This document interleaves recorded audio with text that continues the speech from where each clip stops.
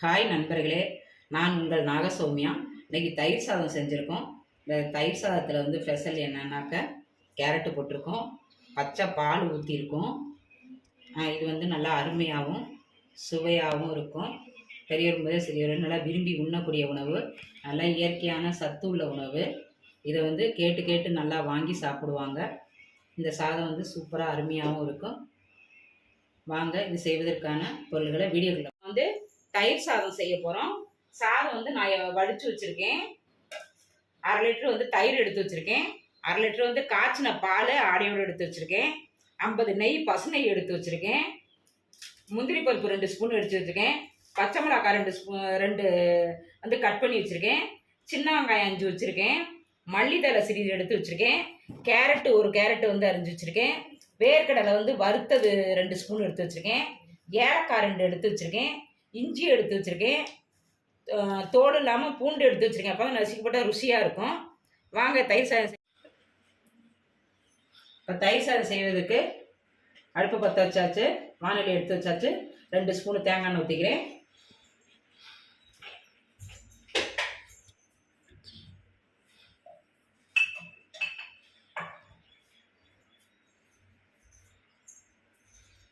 கடுகு போட்டுக்கிறேன். சின்ன ஜீரகம் கொஞ்சோண்டு போட்டுக்கிறேன்.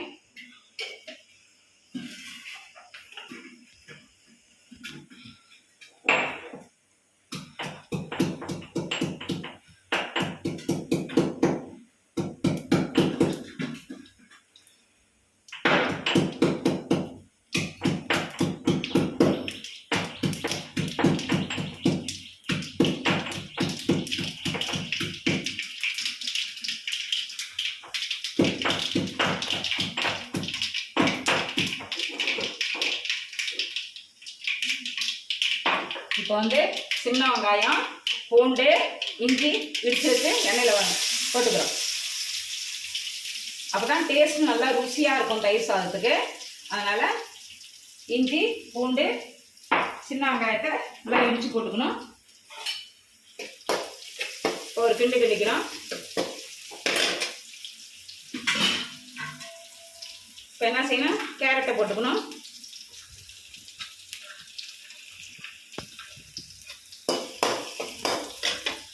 ஏலக்காய் 2 போட்டுக்கிறோம். இப்போ பச்சை மிளகாய் போட்டுக்கிறோம். இப்போ முந்திரி பருப்பு போட்டுக்கிறோம். இப்போ வேர்க்கடலை போட்டுக்கிறோம். இப்போ நல்லா ரெடி.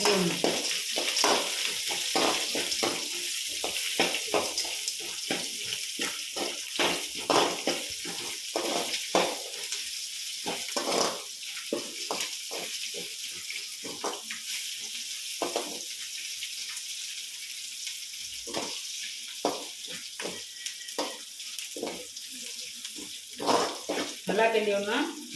இப்போ அடுப்பை ஆஃப் பண்ணிவிட்டு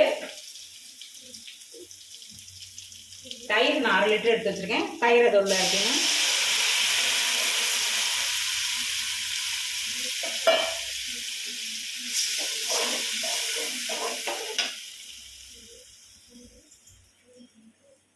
இப்போ பால் நான் காய்ச்சி வடிகட்டி சூடு ஆற விட்டு வச்சுருக்கேன். பால் 1/2 லிட்டர் ஊற்றிக்கலாம்.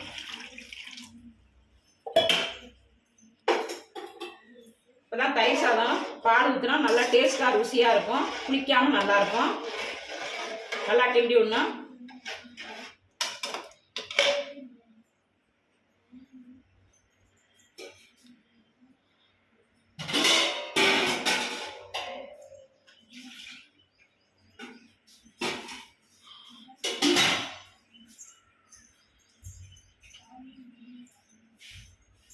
இப்போ இதில் கொஞ்சம் பெருங்காயத்தூள் போட்டுக்கணும்.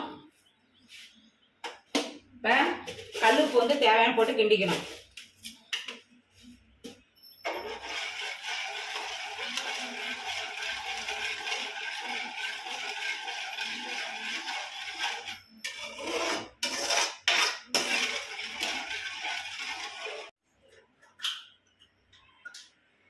இப்போ சாதத்தை தயிர்க்குள்ளே போட்டு கலரணும்.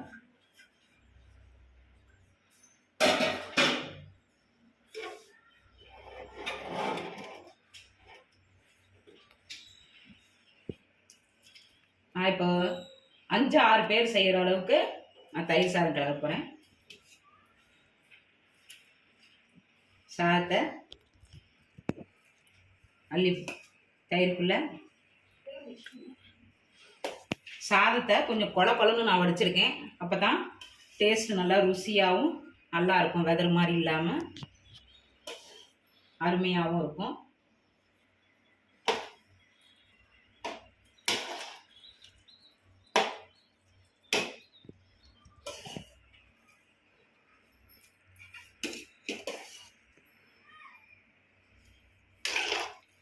இப்போ நல்லா கிண்டி விடணும்.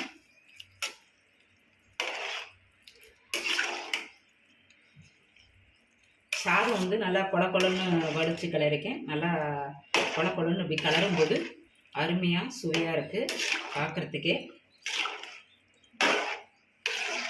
நல்லா கிண்டி விட்டுக்கணும்.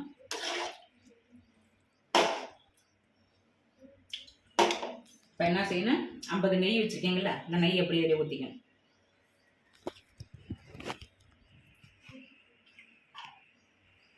நெய்யை நல்லா கிண்டிட்டுக்கணும்.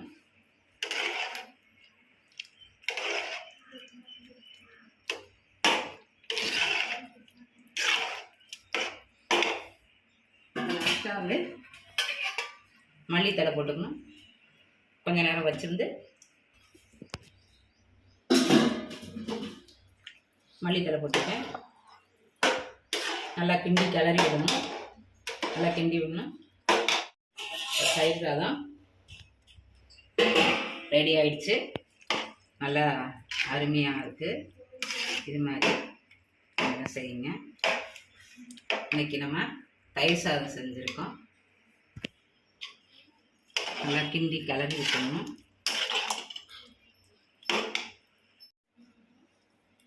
இந்த தயிர் சாதம் உங்களுக்கு பிடிச்சிருந்தா நாகசௌமியா சேனலுக்கு லைக் பண்ணுங்கள், தொடர்ந்து பாருங்கள். பிடிச்சிருந்தா லைக் பண்ணுங்கள், கமெண்ட் பண்ணுங்கள். உங்கள் ஃப்ரெண்டுங்களுக்கும் உறவினர்களுக்கும் ஷேர் பண்ணுங்கள்.